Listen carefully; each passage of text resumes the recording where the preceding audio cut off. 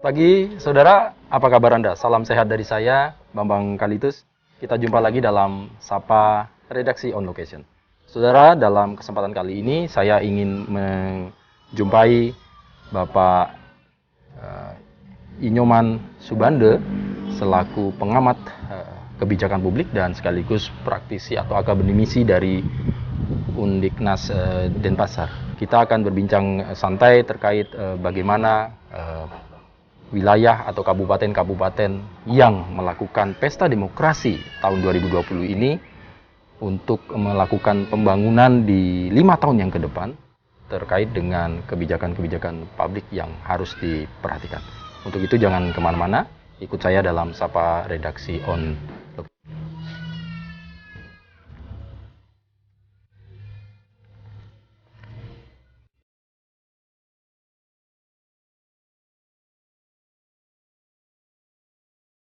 Baik saudara, nah saya sudah bersama dengan Bapak Dr. Inyoman Subande MSI.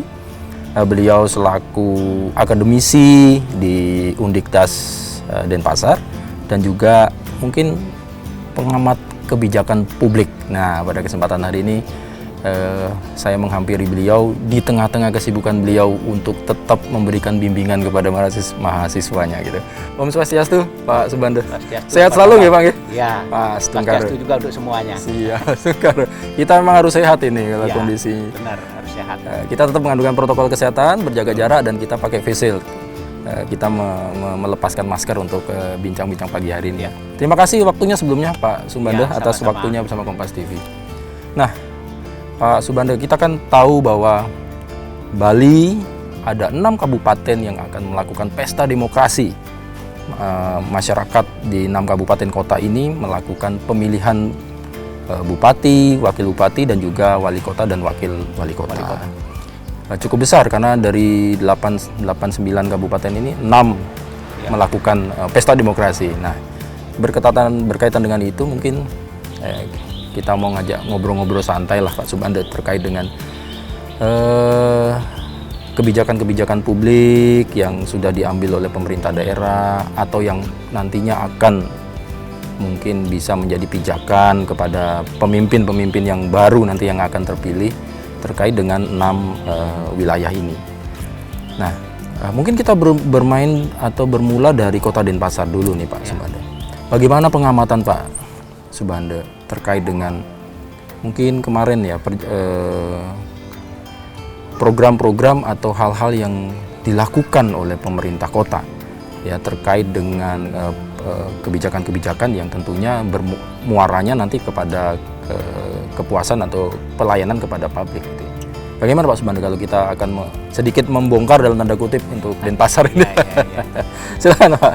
Baik, terima kasih Mas Bambang, terima kasih juga Kompas TV ya sudah mau mengajak saya untuk share, untuk berbagi kepada teman-teman ya. Semoga bermanfaat gitu. Yang pertama, kita tidak maksud untuk menggurui calon wali kota, calon bupati dan wakil wali kota dan bupati dan wakil bupati. Yang pertama, tentu kacamata yang kita sampaikan adalah kacamata apa yang kita amati selama ini. Namanya pengamat, informasinya tentu beragam. Ada yang saya dapatkan dari hasil penelitian, saya observasi langsung, kemudian juga ada hasil dari apa yang saya review dalam media massa, hasil-hasil penelitian terdahulu, termasuk juga dari media massa. Tentu kebenaran itu tidak selalu mutlak karena itu. Oleh karena itu barangkali perspektif kita tidak selalu juga benar ya. Tapi paling tidak sumber kita tidak ngawur. Apa yang kita sampaikan, argumentasi kita, argumentasi yang sebetulnya berdasarkan informasi-informasi yang relatif valid dan ilmiah. Itu dulu perlu saya sampaikan kepada teman-teman atau siapapun nanti yang mendengarkan perbincangan. Yang pertama barangkali saya mulai dengan Kota Denpasar ya. Kota Denpasar. Kenapa Kota Denpasar? Pertama adalah Kota Denpasar ini adalah kota metropolis. Yang namanya metropolis tentu problemnya adalah problem kota yang ada di metropolis. Apa cirinya? Ya masyarakat urban itu. Masyarakat yang sangat heterogen dari berbagai macam. Termasuk kalau yang di Bali ini tidak hanya dari luar Bali atau pulau lain atau suku lain, malah sudah mancanegara ada yang tinggal di sini. Jadi pemerintah yang sekarang termasuk juga nanti itu akan berhadapan dengan hal-hal yang semacam itu. problem yang selama ini yang kebetulan kami teliti dan kemudian juga sering menjadi problematika yang dianggap publik itu ya pasti sampah. Kemacetan, kemudian kriminalitas, walaupun tidak tinggi dibanding dengan kota-kota metropolis yang lain yang ada di Indonesia ya. Tapi ada, nampaknya memang itu ada. Kemudian belum lagi hal-hal yang kecil. Jadi gesekan-gesekan atau potensi konflik yang kecil gitu, misalnya khas masyarakat urban itu. Yang lain adalah yang bekerja di Denpasar ini nampaknya tidak selalu tinggal di Denpasar. Mereka hanya mencari nafkah di Denpasar, mempergunakan fasilitas kota Denpasar, jalan dan sebagainya, termasuk juga public good yang ada, tapi mereka ternyata tinggalnya di luar. Di luar Denpasar. Ada lagi yang lain, misalnya ternyata pendidikan yang ada di Denpasar ini ternyata tidak selalu warga Denpasar yang sekolah di Denpasar. Ada juga dari luar, termasuk di tingkat SD loh ya. Ada yang tinggal di Badung itu kan sudah kabupatennya berbeda. Ada juga kabupaten lain yang di sini hanya nyari kerja, tapi anaknya juga sekolah di sini.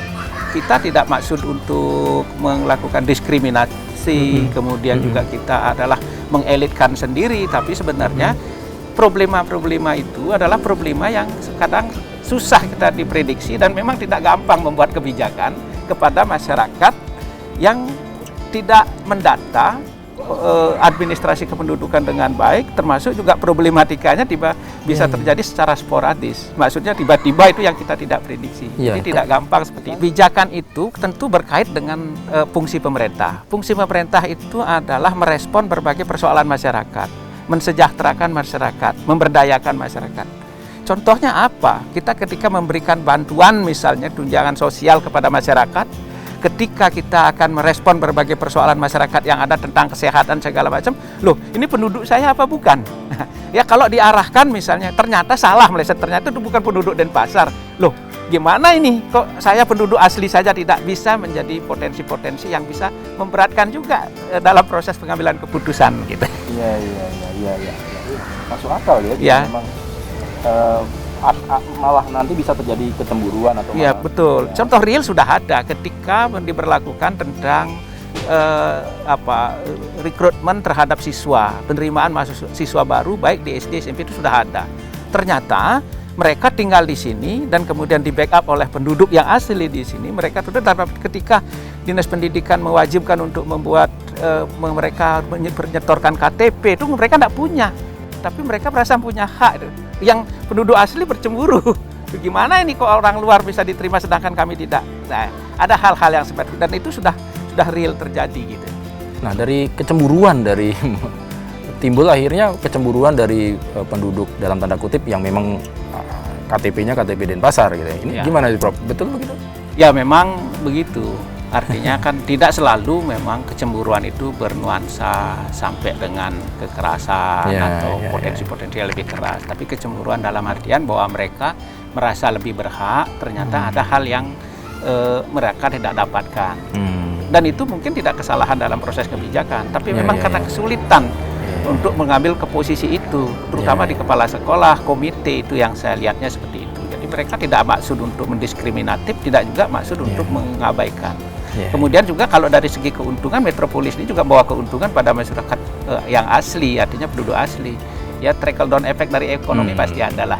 Pasti ada. Peluang kerja, peluang bisnis, ya paling tidak misalnya menyewakan lahan atau stand counter makanan itu saya kira ya pasti dampak ekonominya juga pasti ada. Gitu. Nah ini Pak Banda tadi kan menarik terkait dengan kemacetan. Kita tahu memang Denpasar ini problem, memang untuk apalagi season-season tertentu gitu ya.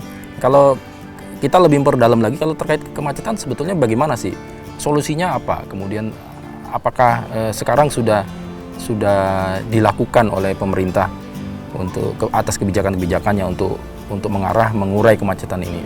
Gimana pandangannya, Pak? Ya saya kira upaya untuk itu ada. Termasuk ketika juga gubernurnya dulu Mangku Pastike itu ada Trans Serbagita, itu maksudnya adalah untuk menyelesaikan berbagai persoalan kemacetan sehingga penduduk yang dari itu Serbagita itu kan menyangkut tidak hanya kota Denpasar, dari Badung, Gianyar juga Tabanan gitu. Jadi mereka yang Dua misalnya, atau yang dari Tabanan atau ke Gianyar itu mereka bisa melintasi jalur dari Serbagita ini, sehingga yang di dalam itu bisa lebih berkurang untuk pakai kendaraan pribadi. Kendaraan pribadi kan yang paling yang membuat macet di sini, kendaraan baik mobil ataupun sepeda motor.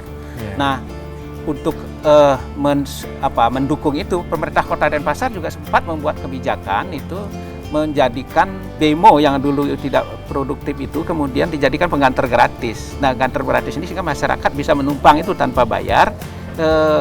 Kemudian akhirnya mereka mengurangi kemacetan mempergunakan sepeda motor atau kendaraan pribadinya. Ke depan barangkali perlu dipikirkan juga kemacetan itu kan disebabkan juga karena tidak tertib dalam parkir. Masyarakat sudah ada larangan parkir, mereka masih parkir juga di tepi jalan, di depan toko, segala macam, dan itu membuat arus jalan menjadi tidak bagus. Ya akhirnya barangkali membuat semacam sentral parkir yang tepat dan kemudian memang mengkosongkan jalan-jalan yang sudah jalan-jalan protokol yang sudah relatif padat itu. Yang lain adalah memang membuat satu sistem transformasi umum, public good atau public transformation itu yang bagus, sehingga masyarakat itu bisa mengurangi mempergunakan kendaraan pribadinya, mereka merubah kebiasaan menaik kendaraan pribadi, membiasakan seperti kota-kota besar, kota-kota besar di negara maju kan begitu. Ya Jepang, yang di Korea, kenapa mereka bisa jalannya lenggang segala macam, karena memang public good-nya berjalan optimal dan tepat waktu. Nah, itu terutama tepat waktu. Mereka mengejar tepat waktunya, ini yang menyebabkan kendaraan pribadi dan kendaraan baik mobil maupun sepeda motor. Iya. Sedikit kalau terkait dengan sampah nih, Pak Subando, bagaimana apa yang ingin bisa menjadi PR mungkin kepada pemimpin yang ke depan untuk mengurai Denpasar dari masalah sampah? Kalau sampah itu ada dua sisi. Pertama dalam perspektif pemerintah, satu perspektif masyarakat yang saya lihat itu. Yang pemerintahnya itu ada upaya-upaya untuk melakukan itu, termasuk sinergisitas dengan kabupaten kota. Contohnya misalnya membuat kemarin itu juga ada yang berkaitan dengan Serbagita itu juga, itu yang berkaitan dengan arus pembuangan sampah dari beberapa kota langsung ke Suwung. Dulu pusatnya kan di Suwung, itu pembuangan sampah yang utama. Tapi ada sisi kebijakan-kebijakan yang kadang-kadang tumpang tindih. Contoh misalnya bahwa Kota Denpasar pernah dulu mengeluarkan perwali yang melarang sampah dari luar kota masuk Denpasar. Sedangkan di satu sisi ada komitmen bersama antara kabupaten kota itu membuang sampah, terus kemana dari Bandung Tabanan lewat gitu. Jadi ada hal yang mungkin saya kira abai gitu ya, abai sedikit dalam perspektif kebijakan. Tapi upaya-upaya untuk menyelesaikan persoalan di dalam saya kira luar biasa Kota Denpasar ini. Satu misalnya dari hal-hal yang kumuh disulap menjadi hal yang lebih baik. Tukan Bindu itu dulu kumuh, dulu pembuangan sampah, pembuangan kotoran segala macam itu sekarang menjadi bagus, menjadi objek wisata dan jadi sumber pendapatan. Malah itu sudah dapat dikunjungi menteri, luar biasa. Kemudian menyulap sungai atau sungai kecil lah yang dapat dikatakan itu yang ada di Pasar Badung itu. Di Pasar Badung itu dulu kan kumuh, lihat saja nggak enak, jijik kita. Sekarang malah orang tempat refreshing, tempat foto-foto di situ di malam hari yang disebut dengan Tukat Korea itu. Tukat Korea. Jadi upaya itu kan bagus. Kemudian taman kota dibuat dengan baik, lebih indah dan bersih. Saya kira itu. Nah, persoalan sampah di metropolis memang tidak bisa gampang dan tidak bisa sendiri mungkin. Betul. Logikanya adalah sampah itu diselesaikan di hulu. Pada pribadi masing-masing, di rumah tangga masing-masing, dan paling jauh misalnya di RT atau di kelurahan atau di desa yang nanti di situ diselesaikan, tidak ada lagi pembuangan. Tapi kan di metropolis susah. Terus gimana mengolahnya ini? Bagaimana proses reduksinya? Bagaimana proses pembuangannya? Nah, karena lahan tidak ada gitu. Nah, di situ jadi problem. Ini yang kebetulan saya sempat meneliti di situ. Jadi problemnya di sana. Upaya pemerintah ada, memperbanyak armada ada. Dan kadang juga problem di situ. Dulu pernah ada malah tidak boleh membuang sampah ketika mungkin ada beberapa hal yang crowded di situ, akhirnya berjubel di jalan karena truk belum bisa masuk. Nah, ini problem-problem yang saya amati dan kebetulan juga saya ada susah juga memang kalau di metropolis ini gitu. Baik. Waduh, menarik ini memang untuk Denpasar. Jadi memang permasalahan penduduk pendatang, boleh dikatakan tadi sampah, Kemacetan ini urusannya juga dengan infrastruktur jalan, ya, penggunaan bahu jalan itu ya. Ini menjadi poin.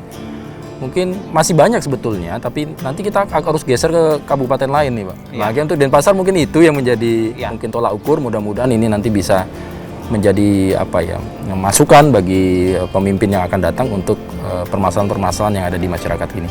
Nanti kita akan lanjutkan lagi ya Pak Subanda, tapi kita akan jeda dulu. Saudara jangan kemana-mana, tetap di Sapa Redaksi On Location. Kita lanjutkan setelah yang satu ini.